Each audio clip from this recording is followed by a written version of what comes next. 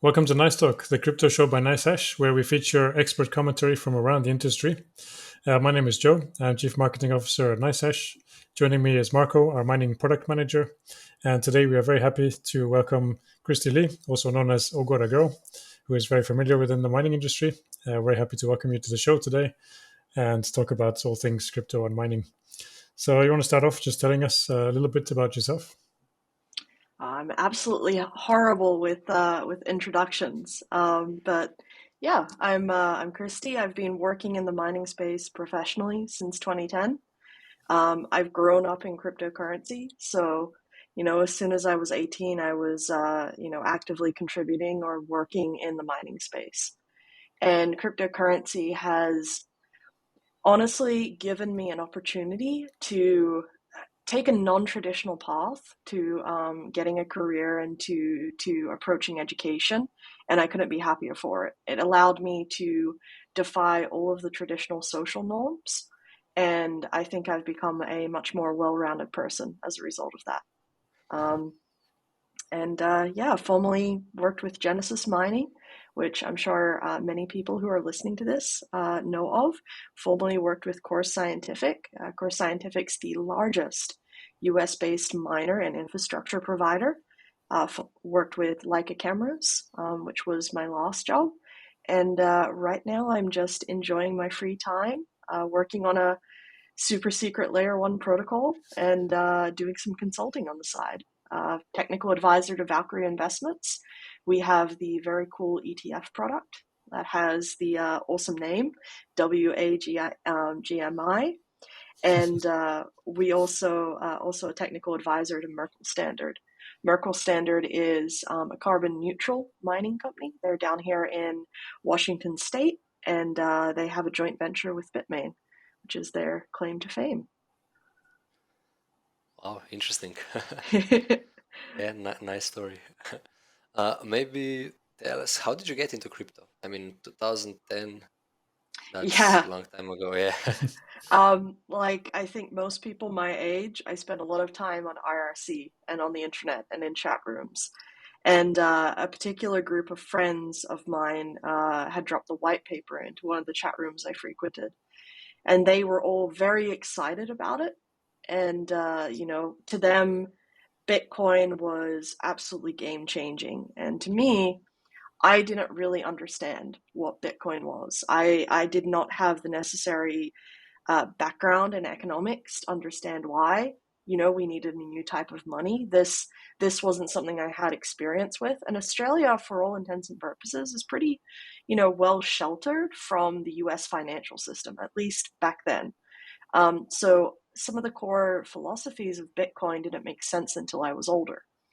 But my friends were very excited about it, and I wanted to fit in, so I also got excited about it too. And when the Bitcoin Core client first dropped, all of us made a ritual of participating, and it was fun. It was a lot of knowledge sharing and a lot of trying to chase what I call a high score, which is higher hash rate, right? It felt like chasing a high score in a video game. And so friends and I would just be comparing like our hash rate and what we did to get that hash rate, our memory timings, any optimizations we'd made elsewhere, until eventually we had reached our peak of what we could do with just really simple overclocking. And then my best friend at the time drops a screenshot, and he's got around, I think it was around 30 or 40% performance increase. And he won't tell us how he's done it. He won't even, he won't share anything, Even now, even or now. yeah. But he does say that if we pay him, he'll share the code. And in that moment, I get so angry and so outraged because this guy is meant to be my best friend that I'm like, you know what? You're not that smart. If you can do that, I can do that as well. And so for 3 months, out of sheer pettiness and fueled just by pure rage, I spent a lot of time crawling Stack Overflow, reading everything I could from MIT's archives, just teaching myself everything there was to know about x86 architecture and about C And I just got so angry. And eventually, 3 months later, I was able to drop a screenshot, and it was 5%, I think 5 or 7% higher than what he had been pulling. And that feeling is what I have been chasing in mining ever since. Just constantly trying to optimize and improve things. And the great thing is, for people that are like me that are currently listening, it's not just mining that this is a skill needed anymore. In the Ethereum ecosystem, optimizing smart contracts for gas consumption, that is a billion-dollar business, and there are not that many experts all around the space optimizing algorithms for consumption on hardware, whether it's algorithms used in zero-knowledge proof circuits, or algorithms used with for hashing or verification in a protocol. There's low level optimizations you can squeeze out everywhere, and so you can constantly chase that high score and get that adrenaline rush. Was that your first time coding, or did you code before? It wasn't. I would say that was my first time doing anything serious. I had a stint. I had a stint when I was younger, where I pretended to be much older than I was, and I was working at a video game company called Broken Thorn Entertainment, actually working on an MMO. And so I worked on the game engine. I probably shouldn't have been, because they were a US company, and they were a scrappy startup, but I managed to pose as an 18-year-old when I was like 15 or 16. And that I'd done a lot there. Most of that stuff was really C++, C#. It was my first introduction to shader development, and just to serious programming in general. Before that, it had mostly just been hex editing, messing around with emulators. I had tried to make my own emulator way back in the day with Java, and that was a bit of a failure. And yeah, it wasn't until crypto that I actually had a love for software development, because it just my brain, it like crypto was able to challenge the part of my brain that was always looking to have instant gratification. It's the only industry I have found outside of, I would say, performance profiling, which is something that you need to do for both video games as well as hardware development. Outside of that, I've never found any other industry like it. That's almost like a love story. It is a love story, man. Cool. So was it that early motivation that kind of kicked off your involved, or you developed the ProgPoW mining algorithm? Was that kind of kicked off from that early motivation, or how did that come about? No. So ProgPoW comes from a different place. So I think it was around it was either 2017 or 2018. There was a lot of discussions about Ethereum ASICs on the Ethereum network. And a particular core developer had put out a call for an alternate proof of work algorithm. So this was the time Bitmain had just finally released their first Ethereum ASIC. And for those of you who are familiar with that device, the E3, it was, pretty simple. It was some DDR3 RAM strung together with a really basic compute core. But it was causing a lot of drama in the Ethereum ecosystem. So there was this call put out for alternate proof of work algorithm proposals, and myself and two other friends, Def and Else, were sitting there looking at all of these proposals and the suggestions that had come up. There was one guy who was trying to build an FPGA startup at the time that was proposing a one-time change to the algorithm, which would have made FPGAs like way more efficient than GPUs. And I thought, that's really stupid. At first I thought, he just didn't understand. Now I suspect it was intentional, probably malicious.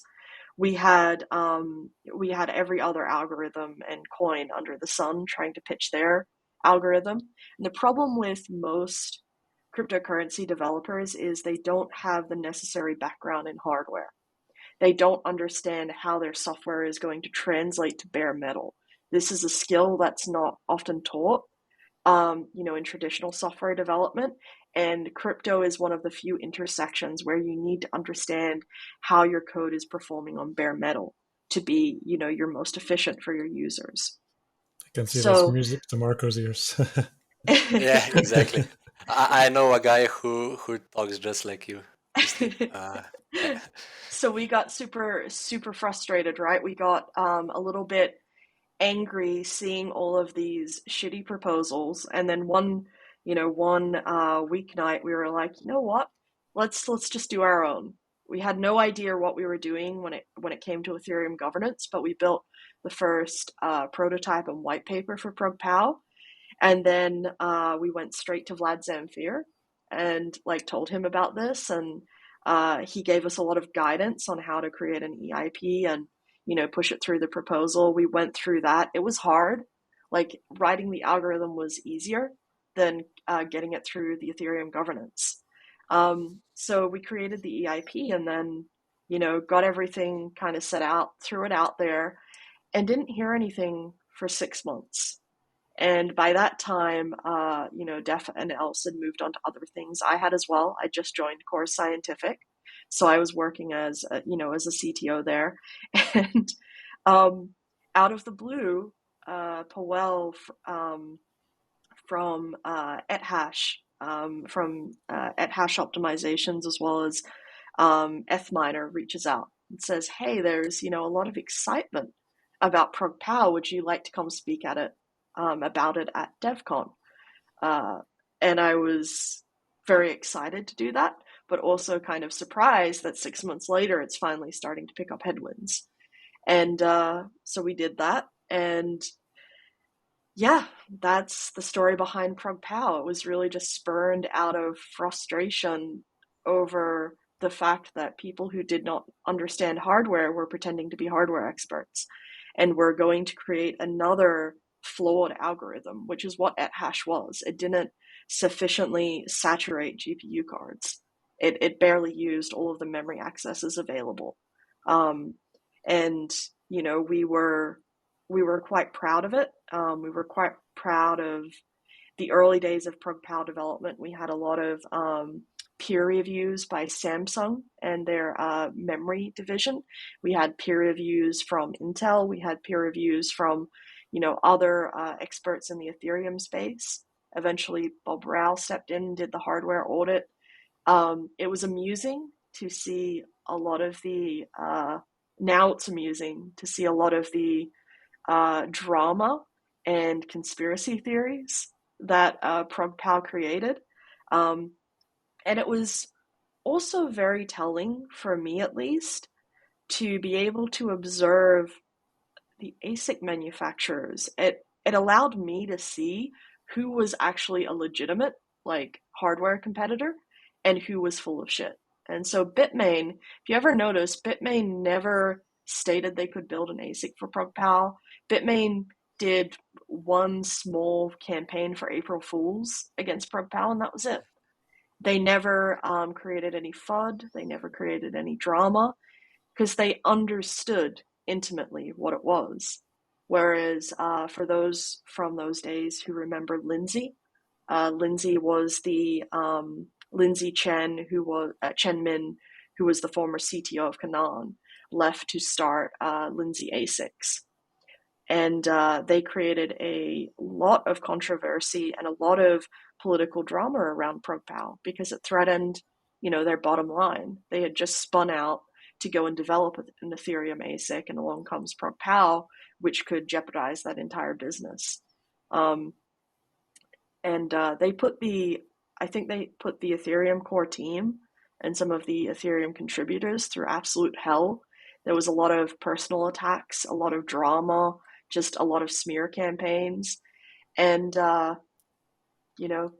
years later, Lindsay blew up.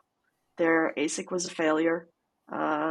It couldn't even beat out Silicon's ASICs. It was way too expensive for a consumer miner. They faded off into irrelevance. And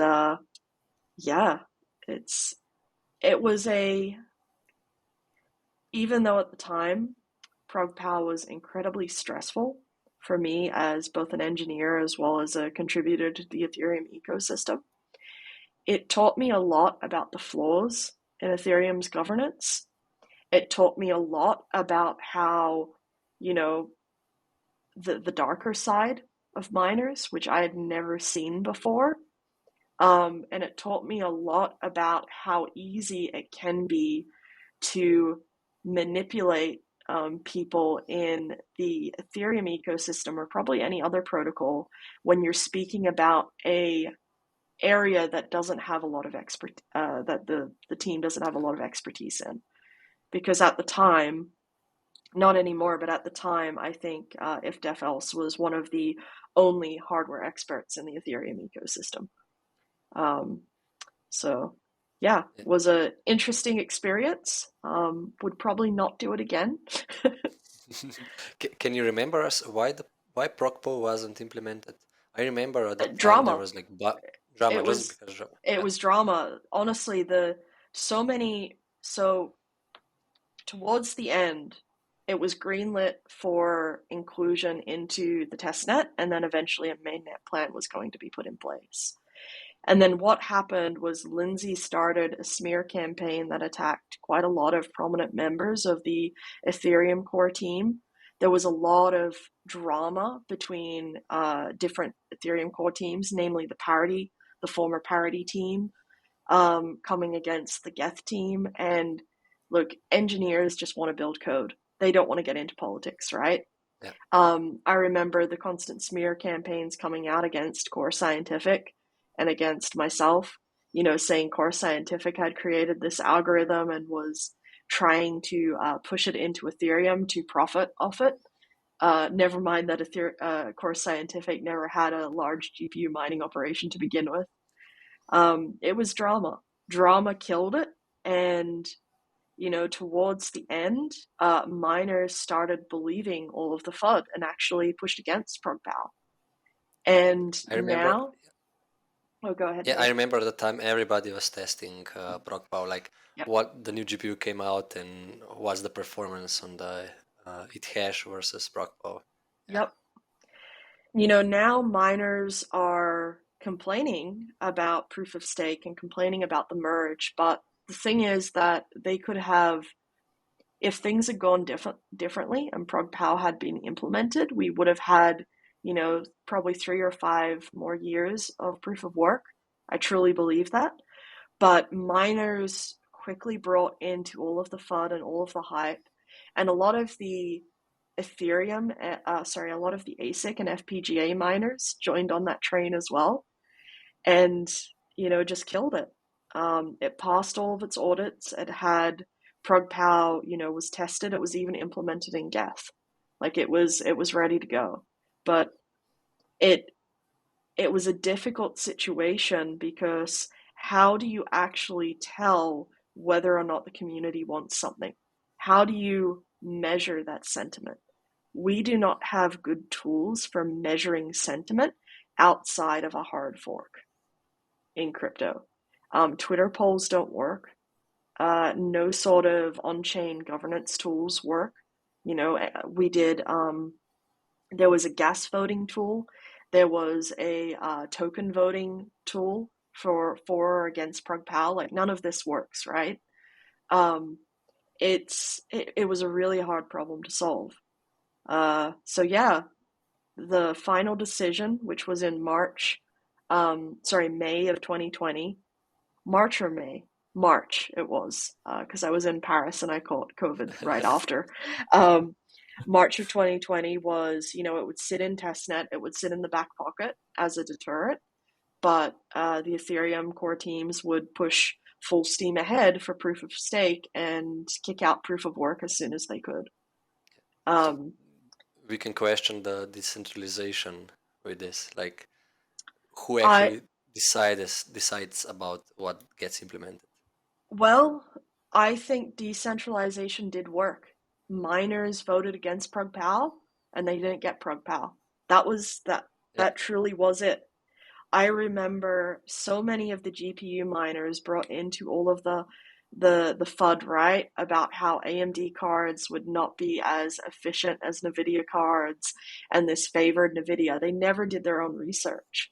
And those same miners are the ones that are now complaining that, their profits have been reduced and that there is nowhere else for their cards to be operating and running.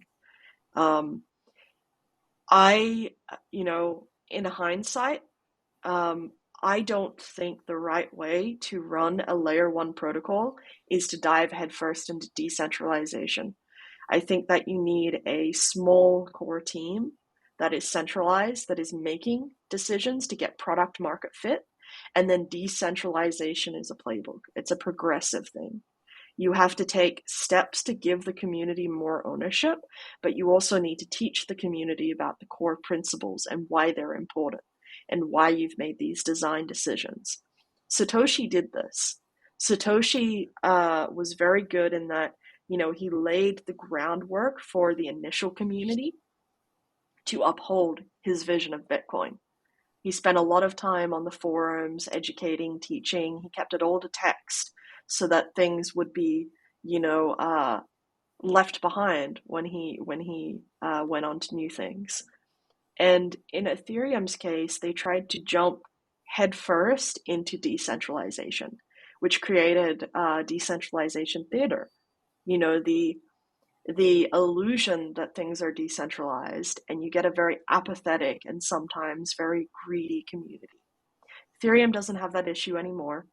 But from, I would say, 2016 to 2018, that definitely was a major issue that Ethereum had. Most of the mining community was pretty apathetic. They didn't spend a lot of time understanding the inherent upgrades and changes and didn't get involved with the Ethereum core development. They really only cared about what affected their bottom line. That's not what you want from a mining community. You want them to be like the Bitcoin mining community, which in my experience does invest quite a lot of time in understanding what is going into each BIP and what is, happening in the ecosystem and what's on the horizon. So when you talk about the Ethereum side of mining and the Bitcoin side of mining, when we take a step like a little bit further out and think of mining in general in terms of the crypto space, how do you see that in the long term? Like we're talking like 20, 50 years ahead. Do you think that it's here to stay? That it's going to always be a part of the crypto infrastructure, or is it something that's going to phase out? I really hope it's here to stay. I'm doing my part to make sure that it kind of stays. I'm working on, the design and development of a new layer one protocol that will have proof of work in it. I'm worried. I think that this ESG narrative, most people here in the US just scoff at it. I think it is going to be really hard in the future to build a new proof of work algorithm that's truly fair with this constant ESG narrative. Because what's going to happen is after the merge happens and all of these GPUs suddenly turn into garbage, because there's no other industry that will consume that amount of compute. There really isn't. Hardware manufacturers aren't ever going to produce GPUs on a scale like this ever again. They don't want a repeat of Ethereum.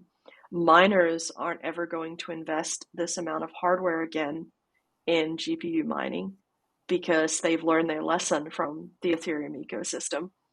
And I think that there's going to be a lot of political pressure from countries outside of the US and then eventually in the US around energy consumption, because there's still this misnomer that, consuming energy is bad, when that is the core security principle of proof of work.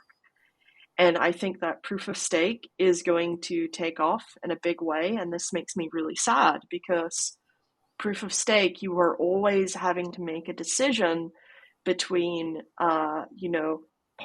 spending your fiat on, your rent and your utilities and your real life, or taking a portion of it and using it to buy crypto. And in proof of stake, as much as I'd like to, be a proof of stake enthusiast, I have seen that it just makes the rich get richer. There's no way Absolutely. to ensure you have a sufficiently decentralized proof of stake network where all of the nodes, are individual users at home, like your traditional blue collar people. There's no way to do that. And it's because it's tied again to a dollar value. And it makes me really sad. There needs to be a hybrid approach. You need proof of work to bootstrap an ecosystem, to distribute those initial coins into the hands of many users. And there's so many things we can do around ensuring it's one GPU, one miner. Like there's just so much we can do around that. That's a technical problem, so we can solve that. But everyone in the world now has their hands on a GPU. You might not think you do, but if you've got a laptop, if you have an iPhone, if you have, any form of computer around your house, hell, even your Xbox and your PS5, you have a GPU. And so all of that compute can be put towards, securing the network and getting coins in return. In proof of stake, you have to make decisions on what capital do you take out of other protocols to go into this new coin. And truly the only people that can afford to do it are those who are already wealthy. And so a hybrid approach would have proof of stake instead be part of your roll-up and your validation and anything that you need capital lockup for. So think about DeFi. DeFi desperately needs liquidity pools, right? Deep liquidity pools. It's the perfect partner for a proof of stake algorithm.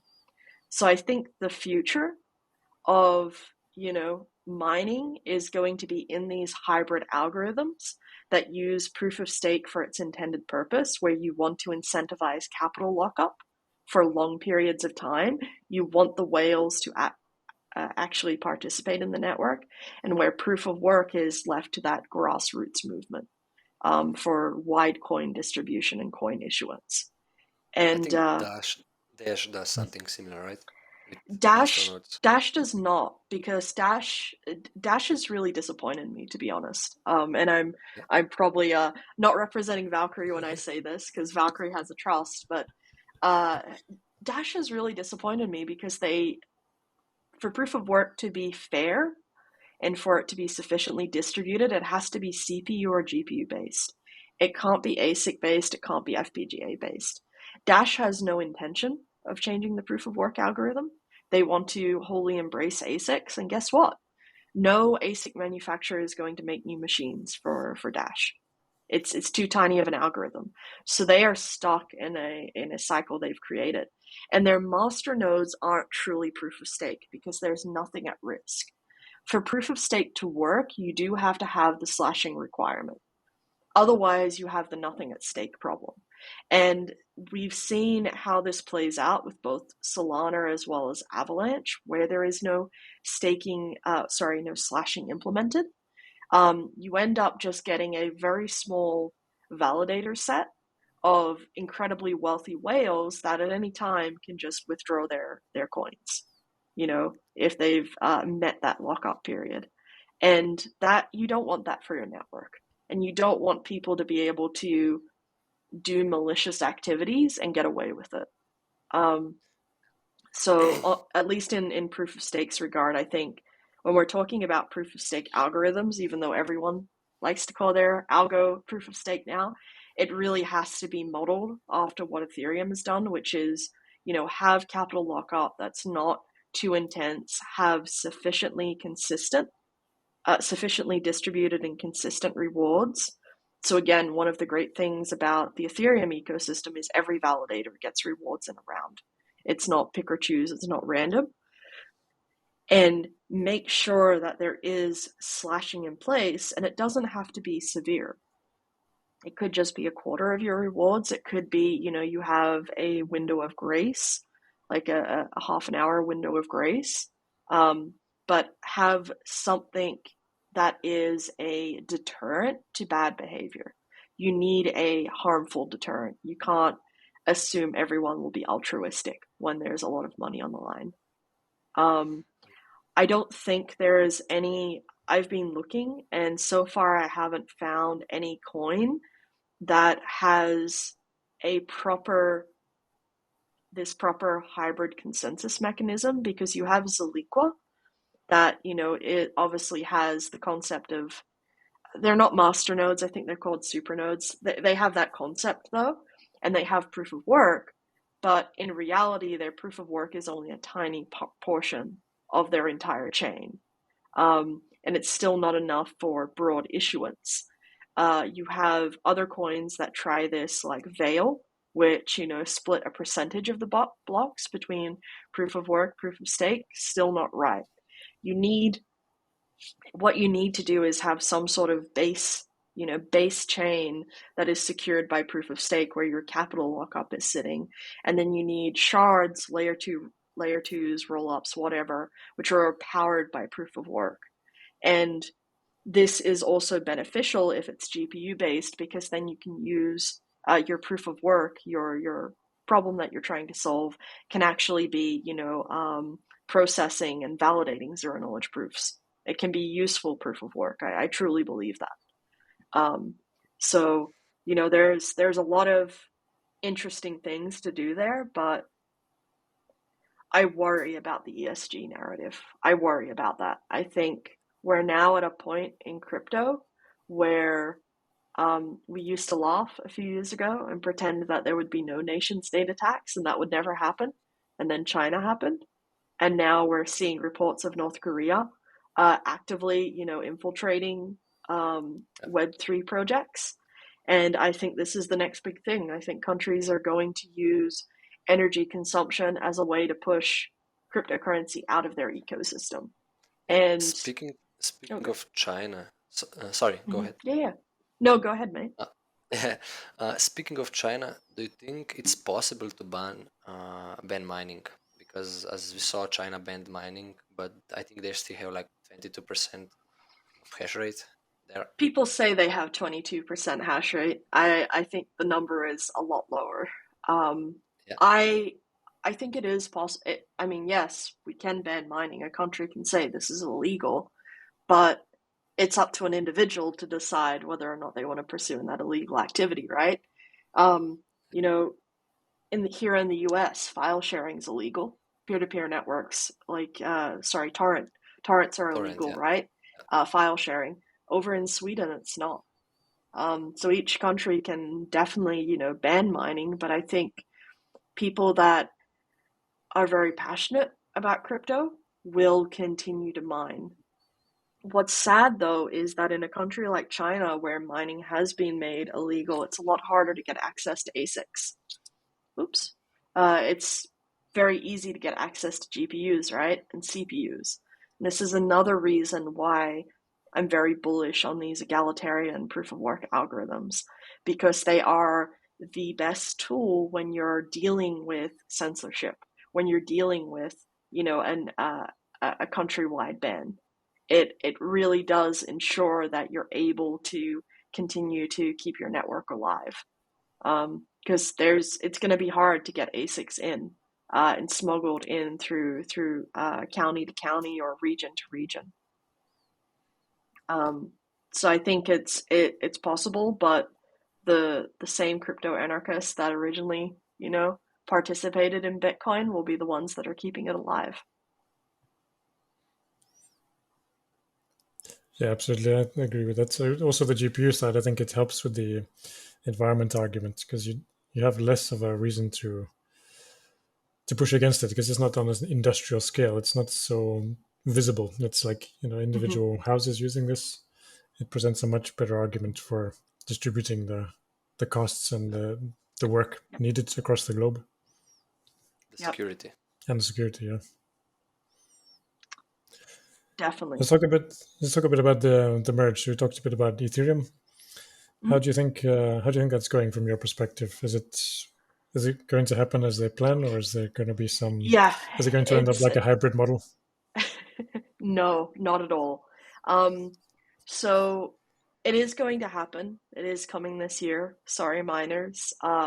August to September is when it's going to trigger, in my opinion.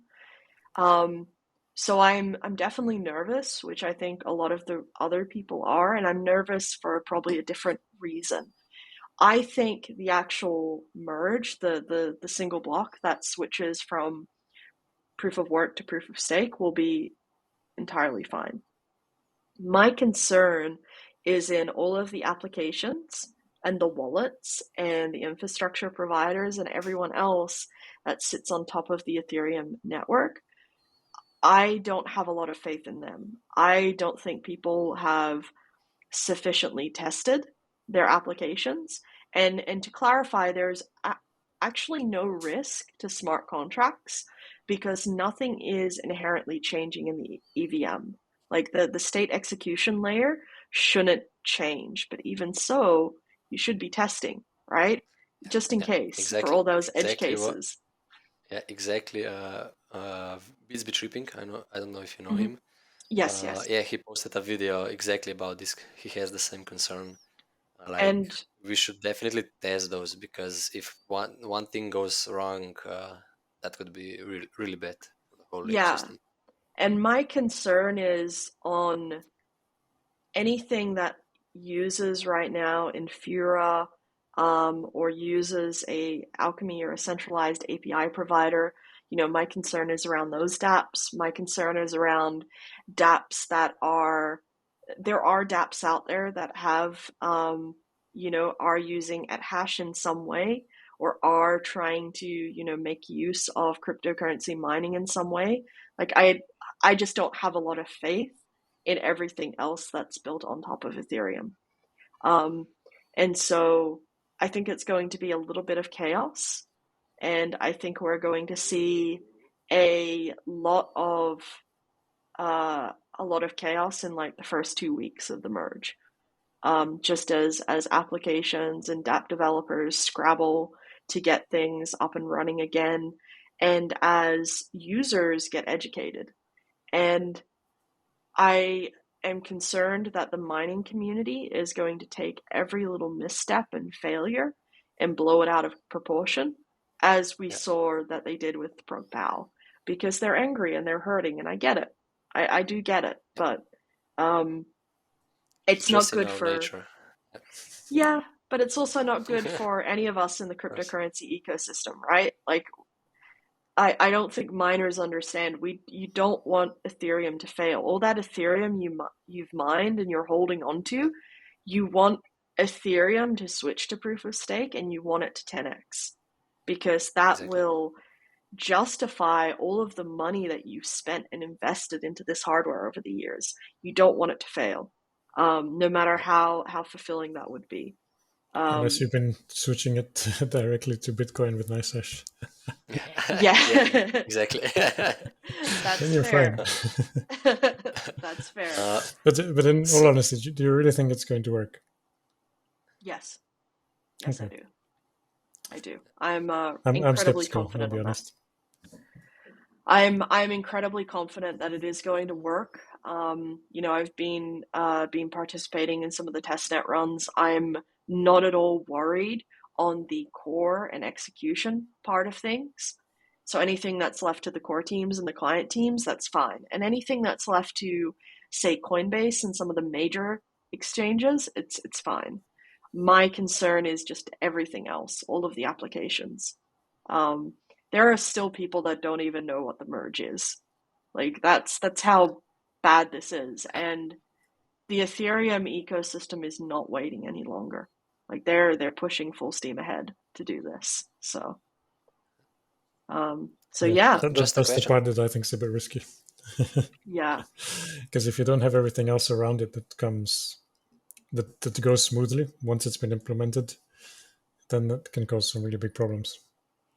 Then people yep. lose And faith in it, and then it's kind of spirals.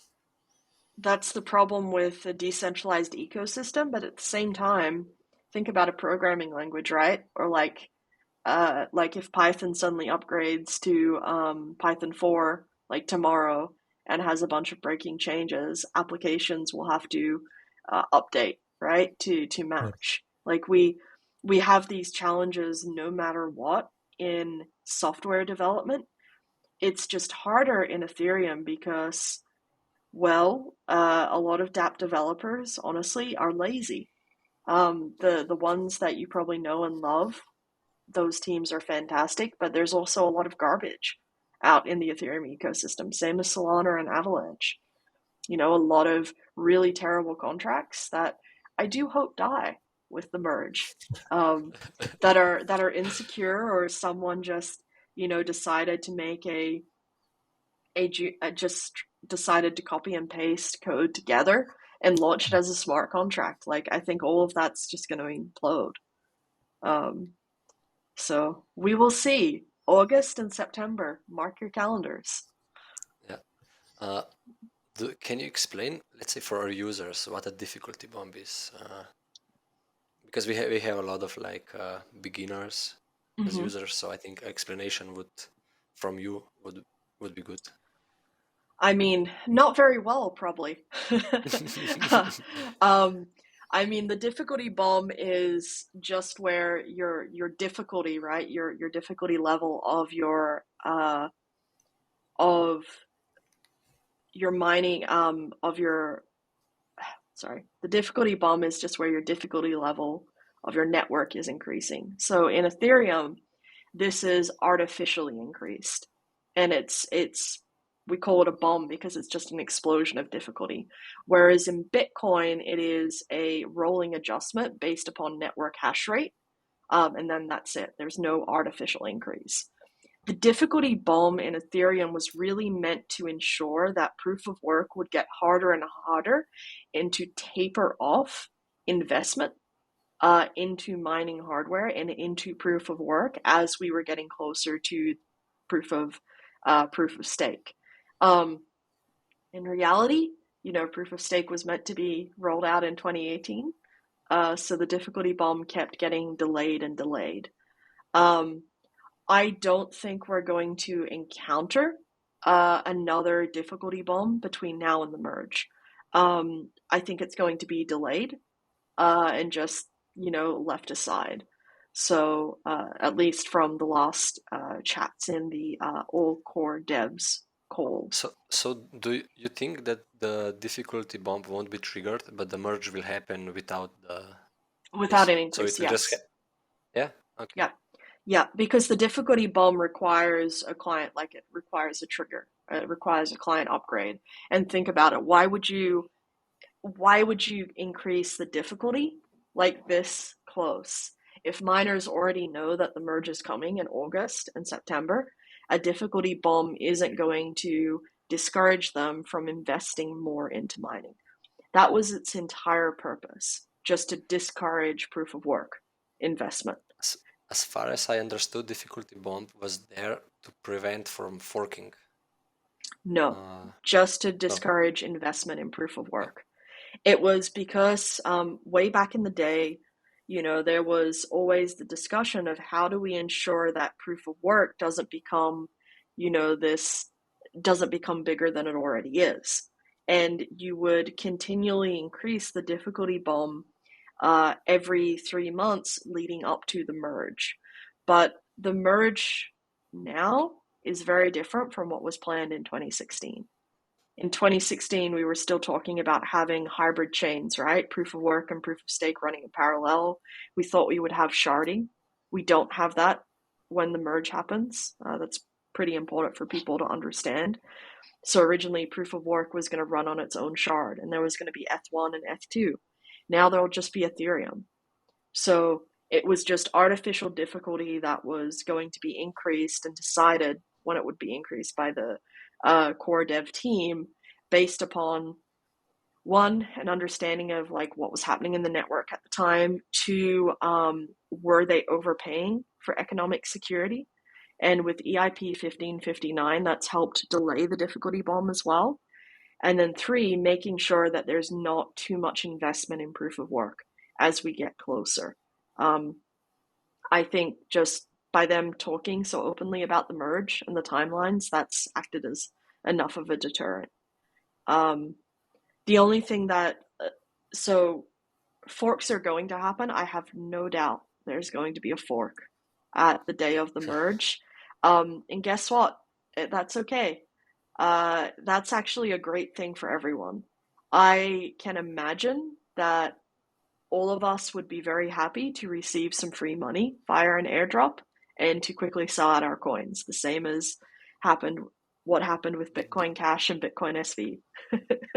Like it's going to happen. And I've had many mining groups propose a proof of work fork to me and ask if I would get involved. And look, ultimately Ethereum's future is decided by the dApps. It's where the dApps go. And the dApps are going to stay on, the main chain.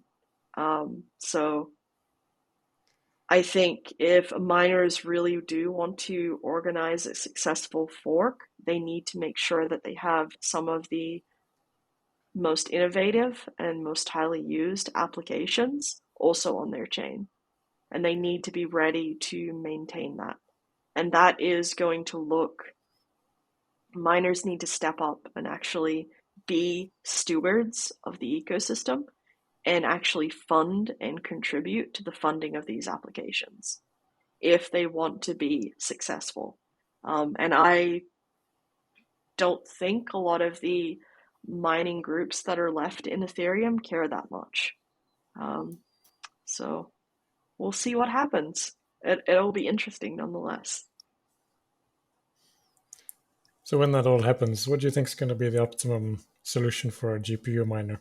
Obviously, we are very confident in NiceHash is going to be the perfect solution for most people because we have the algorithm switching. Obviously, we're adding more algorithms and we have the PPS system, which is perfect for switching to pools. So what's your opinion on that? What do you think? So I think for the big enterprises, they should continue to use NiceHash. Quite honestly, because they should be acquiring Ethereum or Bitcoin on their balance sheet. So it's a great way for them to use all of the GPU hardware they've already got laid out. I would not advise a public company to be going and mining like Furo or to be going and mining Ravencoin, as nice as that would be for me personally. Like it's just not appropriate, right? So something like NiceHash is a lifesaver there. For all of the home miners, I would seek refuge in the ProgPoW variant coins. So you've got Firo, you've got Ravencoin. I learn about new ones all the time. The only thing that's going to be safe, quite honestly, for GPU miners is ProgPoW based coins. And it will be interesting to see what happens to Ethereum Classic. I do not think Ethereum Classic is going to get a surge of GPU hash rate like they predict. I think Ethereum Classic is going to get a surge of ASIC hash rate, which will kill the network quite sufficiently. I'm really sad to say that of all of the big GPU miners I've talked with, a lot of them are making preparations to close up shop and just won't be participating in mining anymore. So they're, preparing buyers for their hardware, preparing to liquidate everything, and they'll just walk. There are Who's gonna some buy all that hardware? Who's gonna rendering buy? farms, and these, I don't know what to call them, but they're like really shady AI compute providers. Like everyone's seen them. If you work at a university or like you've done your own due diligence, there's always these providers of compute, right? Super cheap compute. That's way better than what you can get on Amazon or Google. That's a mining farm. So they'll sell out hash rate, or sorry, they'll sell out compute power to these Yeah. providers to be packaged up, and that's perfectly fine for a lot of low-level ML algorithms. Anything that just needs, some inference, like it's okay. There's some demand out there for that amount of compute, not as much as people are thinking. And there might be a possibility for all of the miners who've invested in GeForce cards. You'll probably be in a better place than most because you'll be able to sell your GPUs to gaming cafes, which are making a huge surge again in like Japan, Korea, still in China. There is a massive hardware shortage in China. So I think GeForce cards will retain their value. Anyone who's invested in AMD cards or mining specific cards, you won't be able to find a buyer, honestly. It'll be hard. So, yeah. Do you think maybe that someone has some secret project somewhere that no one's even mentioned or talked about that might be coming out, has been waiting for this time to snatch up all these hash rate in GPUs? Do you think that's a possibility? So it is. I know of quite a few projects, but I don't think any of them are going to be ready by August, September timeframe. I think we're going to see some of those projects next year. And quite honestly, I don't think anyone expected the merge to happen this soon. There was a lot of FUD and a lot of nonsense out there saying it would take another 2 to 3 years. And so I think for those who weren't actively following Ethereum development, this has caught a few people by surprise. I know that there's plenty of companies that are trying to also package up GPU compute to use for acceleration of zero knowledge proofs. I don't think that's going to be successful either, for a variety of reasons. So I hope there is a super secret project, but I don't think any of them are going to be ready in that time frame. And you really only get one chance when you're launching a layer one protocol to pull it off. Like it has to be a super successful launch. You can't just launch with an algorithm anymore. You have to launch with a full set of applications and, a pretty sufficient user base. Yeah. So what project do you think is the next big thing? Do you have anything that you would say it's going to become the next something better than Ethereum and what Bitcoin is? What I'm working on. Okay. And that's a secret, right? I will honestly be disappointed if I set out, I think a year ago to build something that would improve in all of the inefficiencies I saw in the Ethereum ecosystem. I think the world needs a platform that is not Turing complete. I think the world needs a proof of work based platform. And I think the world needs just something that sits in between Bitcoin and Ethereum. But it takes a long time to get there. Like I said, you can't launch a protocol anymore with just an algorithm. It has to be, like you guys said, a full platform. I think in the interim, I hope Ravencoin really does take off. The Ravencoin team is passionate. The core team surprises me with how many bloody events they're at, hiding and lurking. I'm always very happy to see Tron at random events that I frequent. Yeah, he was one of our guests, by the way. I think the second one or the third guest on NiceTalk. Yeah. He's awesome, and I adore the Ravencoin vision and just the community. The community is probably one of the nicest I've ever encountered in mining. So I hope that really takes off.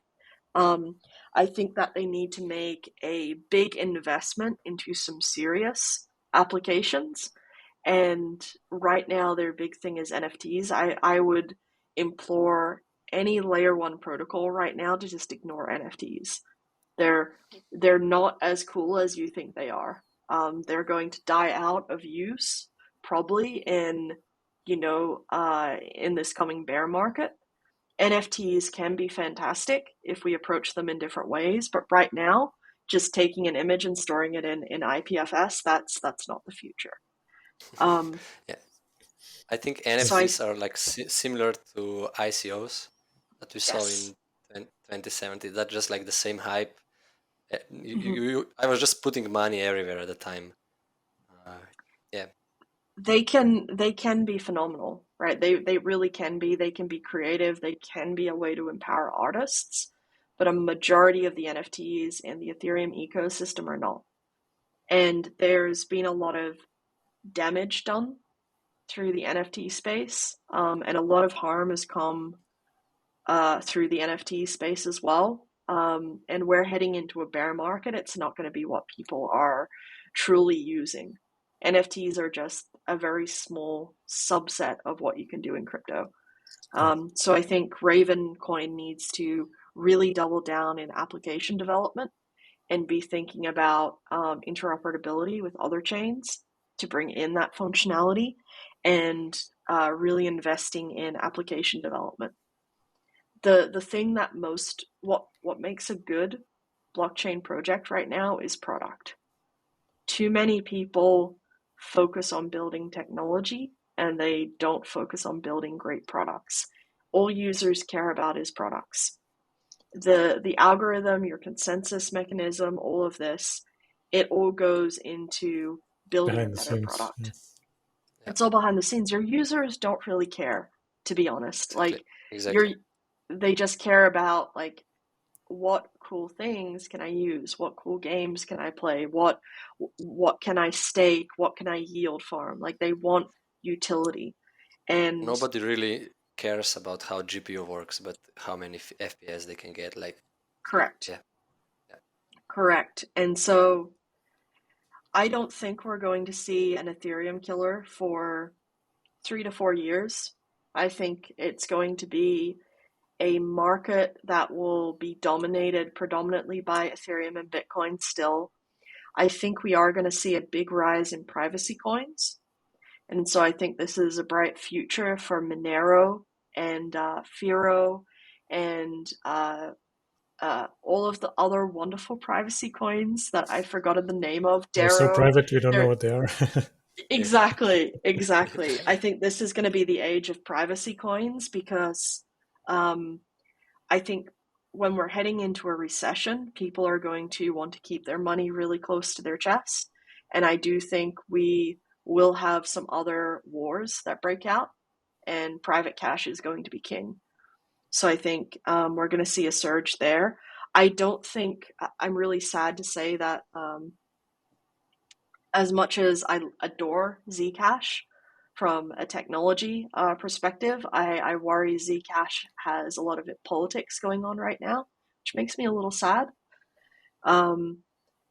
But yeah, I think private cash will be king, and then 3 to 4 years later, we'll see some new type of cryptocurrency platform. And my big worry is that it might be too late. I think the space will have lost faith in proof of work. I think countries will have a lot of rules and a lot of things that are outlawed, a lot more regulation around crypto, which will hamper this innovation. I think that exchanges are going to have a complete monopoly on the proof of stake space, which makes me even more sad.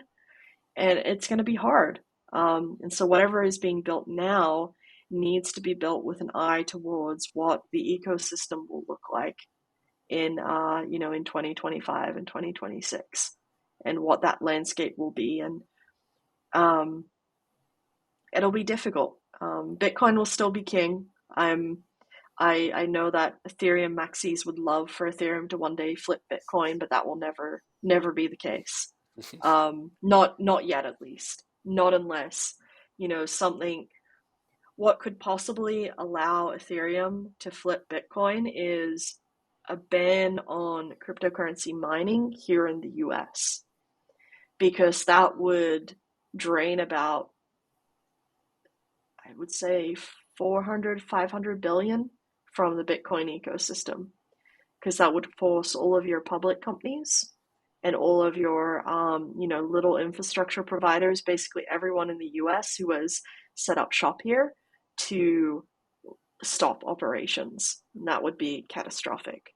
And I hope that won't ever happen, but you know what? The president could wake up one day, be grouchy, and just create an executive order.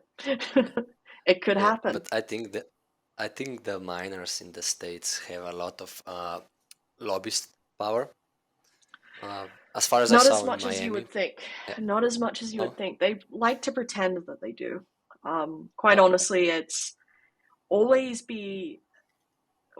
So what is sad is that a lot of the US miners like to pretend that they're very big and very important, and they definitely do have influence in specific states.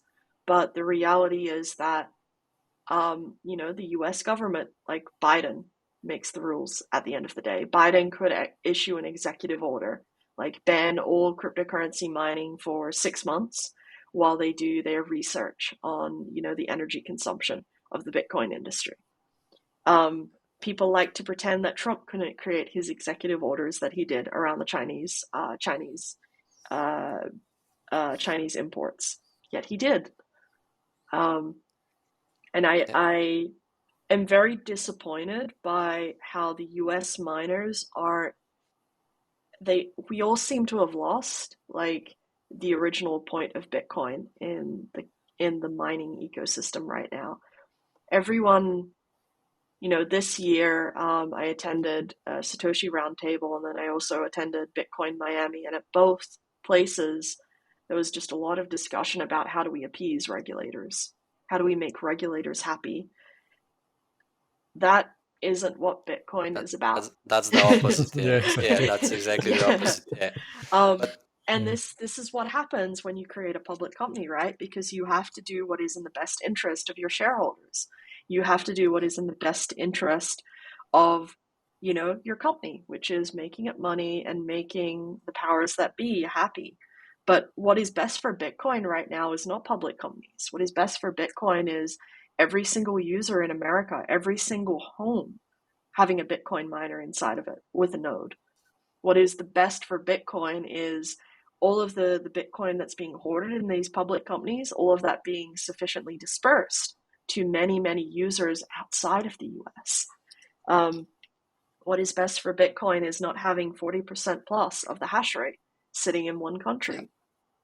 I And think that Bitcoin will be caged by the governments, and we will not be able to see the maximum power that Bitcoin has. yeah, I think that will most likely happen based on where are we going.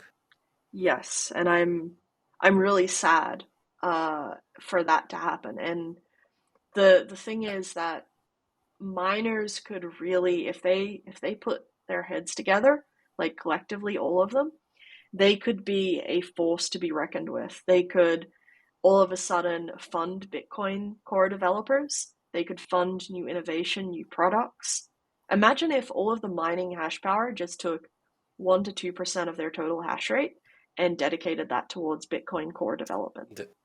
It would be phenomenal, right? They'll never do that, which is very sad. I mean, and because whole mining industry was like is getting more and more like more capital investment, and investors want to take money. They want money back. They're not in for the technology. They're in for the money, not for the correct. Or for the Which support is why of the we project need, as well.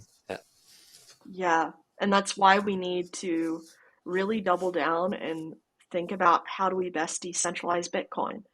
And the way that big public companies can help today is start opening up offices and opening up sites outside of America. Make sure that you're doing your part to ensure that the US only has 20% maximum hash rate. It shouldn't have anywhere close to 40%. Even 30% is too much. Really double down and spend some time. It's about where the physical machines are. So, using a foreign pool doesn't help. Like, let's make sure that machines are sufficiently dispersed. Set up smaller sites. Set up, 1 to 5 megawatts in countries and in regions that have not a lot of economic growth. Hire local people to help operate and maintain these farms. Get them exposed to Bitcoin that way. As a public company, you have the capital. You have access to the capital markets to do this. And it's a great thing. And I mean, Jack Dorsey and Block are proving that you can do just that. You can expand overseas, with a US public company. So go do that. If you truly care about Bitcoin and you care about building a company that will be here 30 years in the future, like, every public company needs to be sitting down at a round table and thinking, well, what do we do in the next 2 years that will set us up for a good place in the future? There should be like an organization like there is for petrol, like OPEC. How is it called? Yeah. Yeah, there should be something similar for Bitcoin, like. Well, they tried, right? They tried the Bitcoin, mining yeah. council. They tried that mining Yeah. council, right? With Saylor But and that was people only as like a head, handful of people. right? I mean, The problem is, again, it's the public companies that probably don't have Bitcoin's best interest at heart. They can love Bitcoin, right? But ultimately they are bound by shackles to do what makes their shareholders profits. happy. Yeah. Yeah, exactly. That's the issue. Yeah, I agree that I'm just really sad, and I wish that there was more I could do to help. I feel sad that I contributed to the centralization of Bitcoin hash rate in America through my former role, and I think I made up my mind last year after I got COVID. I went through a deep period of self-reflection. So in 2020 and 2021, and I decided, you know what, for the next 10 years of my life, I'm just going to devote my time, my energy, all of my wealth to trying to decentralize Bitcoin as much as I can in any way that I can.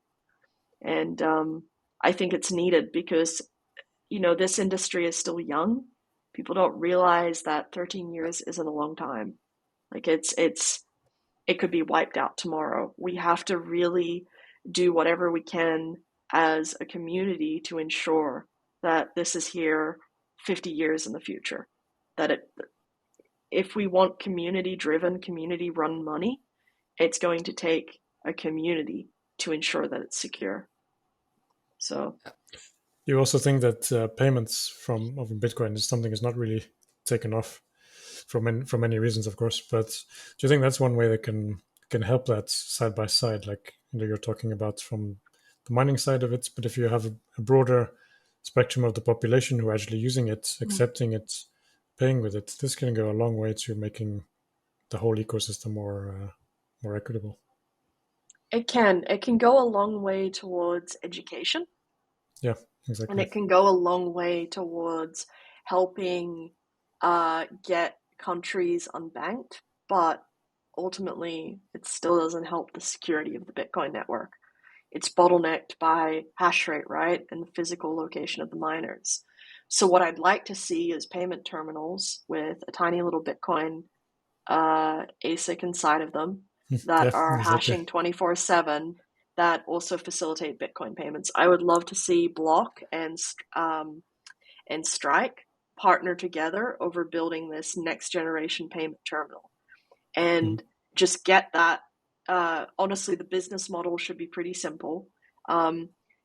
Give it away to every local business and have the device pay back for itself over a period of time. You can do some pretty creative financing deals, and you could probably have it pay back for itself after 2 years, and that would be okay. That's around like a standard. I think car financing, car financing deals are 18 months, right? 18 to 24 months. You could do something similar to sometimes that. Much more. It depends on where you are. Yeah, exactly. So do something like that.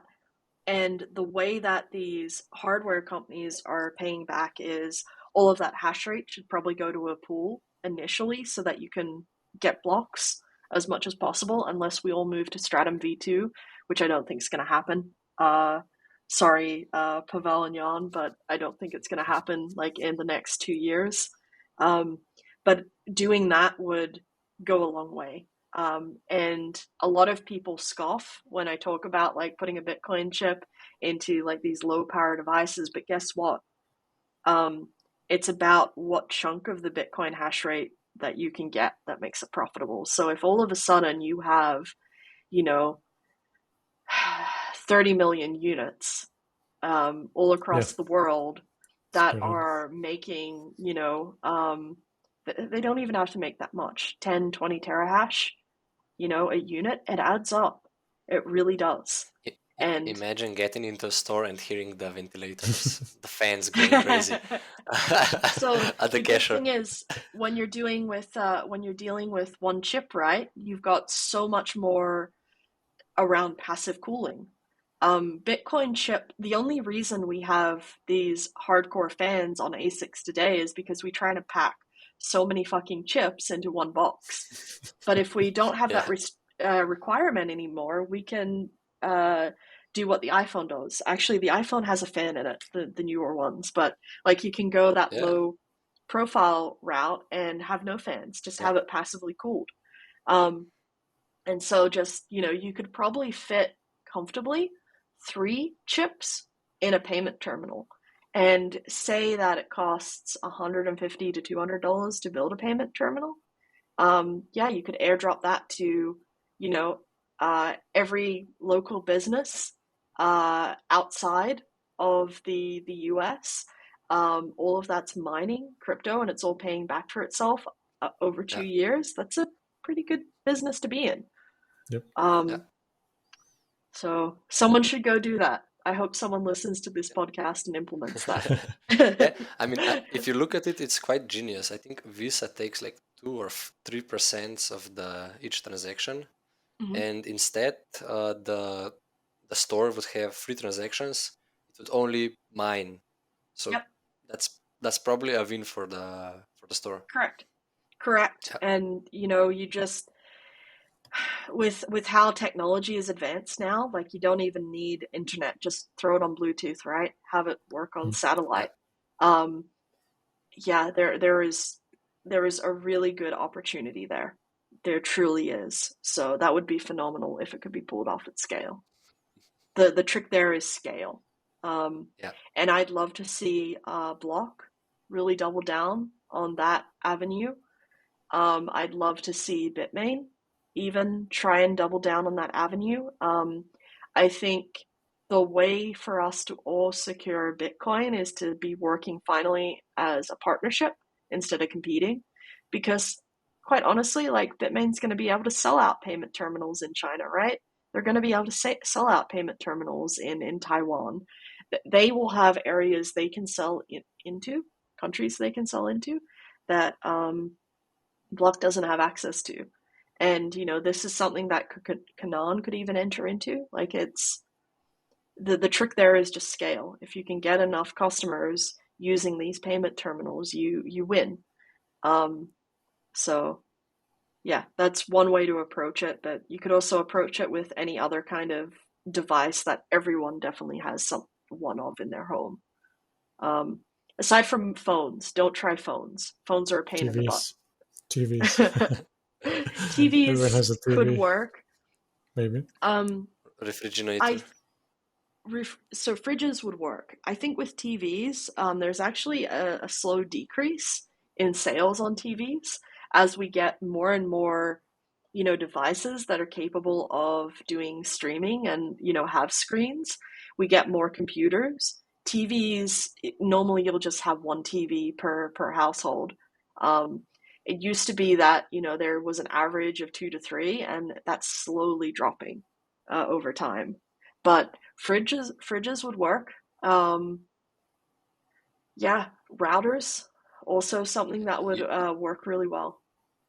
you wouldn't need to cool down the fridge. The chip wouldn't be that What we hot. need to do is you need to make an oven with it. Yeah. If we get an oven that will Dude, bake your bread at the same time as mining crypto, that would be amazing. Yeah. that's actually a Or a really good toaster. idea. So I'm gonna toast this toast in my In my miner. Bitcoin miner, Yeah. that's actually a we really have good we have idea. in our community we've seen some pictures of people heating up their burgers over their GPU racks and stuff. It's like Yeah. Yep. next evolution, the actual full-on Yeah. cooker. There's a guy here locally in Washington State that dries jerky with his ASIC miners, and it's the Cool, most yeah. wonderful thing ever. Um, and I hope to see more innovations like that. I love miners repurposing their wasted heat because I've never seen that. Like it didn't exist in the gaming community, right? It didn't exist in data centers, and then you have miners that come along and they're like, sure, let me dry my jerky, or I'm Yeah. in Washington State, right? So marijuana's legal, so let me dry my marijuana. There's a miner that I'm friends with that is building a wood kiln to dry out wood with all of the waste heat from his ASICs. So, and Well, he can season wood. Normally, seasoning wood is a multi-year process. He can do that in 4 to 5 months, which is yeah. like amazing. Mm. By the way, NiceHash offices are all heated up in winter with rigs. We don't even have like the heating in the offices.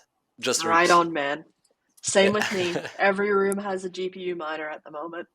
And I don't know what I'm gonna do. See, the real reason we created ProgPoW, right, was so that it consumed enough energy so it would heat your house. That was the ultimate reason. Um, Now just take it and put yeah. it into an oven. The next one. Dude, I'm Cool. telling you, we should pitch that to Samsung. We should pitch Yeah. them mining ovens. Proof of Yeah. proof of bake, proof of heat, Proof proof of of bake. bake. Oh, that's a cool one. Yeah. No one would complain Awesome. about ESG ever again if we did that. Yeah, exactly. Yeah. Yeah. Exactly. Uh, Cool. like the Americans say that the mining on gas uh, is eco-friendly. Yeah, they do Yeah. say that. Gas terrifies me. That was the worst part about coming to America, because when I was living in Sweden and Germany, it was all oh man, I forget but it's all electronic, right? Electric heating. And then I come here to Yeah. America and everything is gas. Every single thing. Yeah. Yes. Soon to be proof of bake. Maybe that's the next big thing, guys. Maybe NiceHash and OhGodaGirl form a partnership. We roll out proof of bake. Nice Um, ovens. but nice ovens, not the other yes. not the other bake that you were talking about before. Like the we won't get baked. That's a Washington State special. We can special edition product.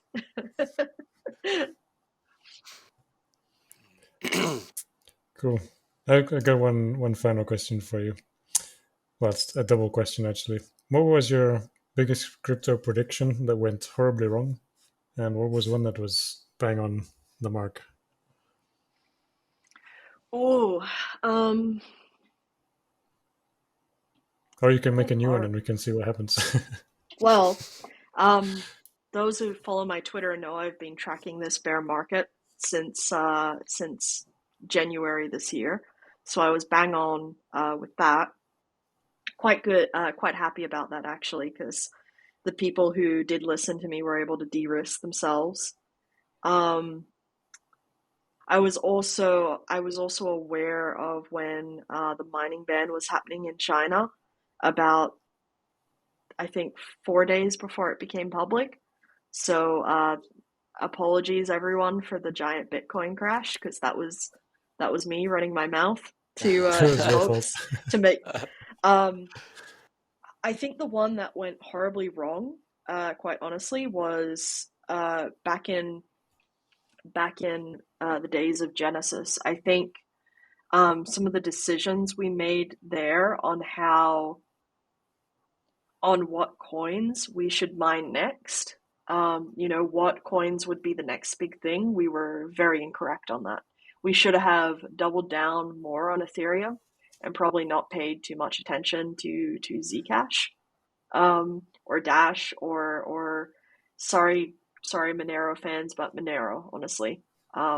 Should have just been doubling down on Ethereum. And I think the other crypto prediction that went horribly wrong was the crypto winter of 2017 and 2018. I I truly didn't believe that it would be that catastrophic as it was. I did not think Bitcoin would hit those kinds of lows, and that was a very painful time for anyone that was in the industry. And I think as I've gotten older, my instincts have gotten a lot better and a lot sharper. I've had more data to work with, more experiences to draw from. Same as anyone, right? That grows up in a business. And at least now I was able to see the warning signs for this current bear market that we're entering into, and hedge my own project quite nicely against it, even make us some profit and start making the right moves for my own treasury and my own wealth to ensure that, if we have a 4 to 5 year recession, I can just keep focusing on building and not having to worry. I am very concerned about how Bitcoin is tightly coupled with the US financial system right now. I miss when we had the Chinese miners and the Chinese markets pumping Bitcoin independently. And now, when the Nasdaq crashes, so does Bitcoin. Bitcoin follows. Yeah. Yeah. And I hope we break out of that cycle, because that is something I'm not very comfortable with, because the stock markets are very emotional. It's all psychology and human driven. It's not systematic at all. And not that analysis. I mean, when you see that Fibonacci curves and stuff like that, that's when people make analysis on the graph. That's exactly. stupid. So That's stupid. I hope we decouple soon. I don't think we'll decouple until Bitcoin moves out of the US a little bit, but yeah. So far I haven't had any truly bad predictions. Fingers crossed. Knock on wood. Cool. Well, thanks a lot for joining us today. It was really great to talk to you. Yeah. I'm sure we could go on talking for another 2 or 3 hours. Thank you so much for having me, guys. Really appreciated it. And proof of burn. Proof of bake, right? Proof of bake. Bake, yeah. Proof of bake. We don't want ovens that burn. Let's roll out proof of bake. Stay tuned. So if you're watching this, viewers, check back in a year and let's see where we're at. Yeah, check maybe back order in a year. some April order 1st. some toasters. Check back April in 1st, April 1st, 2023. next year. Yep. Proof of bake. That's the official release date. Yes. No, be aware for the leaks. Yeah. Thank you guys so much for having me. It's nice having you. Awesome. Thanks everyone for watching. So this was NiceTalk with NiceHash with our special guest today, Kristy-Leigh, OhGodaGirl. And it was great to talk to you. If you've been listening to this and you haven't tried mining yet, make sure you do. Go to nicehash.com, download our free software. And if you're sitting on a GPU, make sure you put it to work and start mining and earning some Bitcoin. Thanks all, and see you again soon.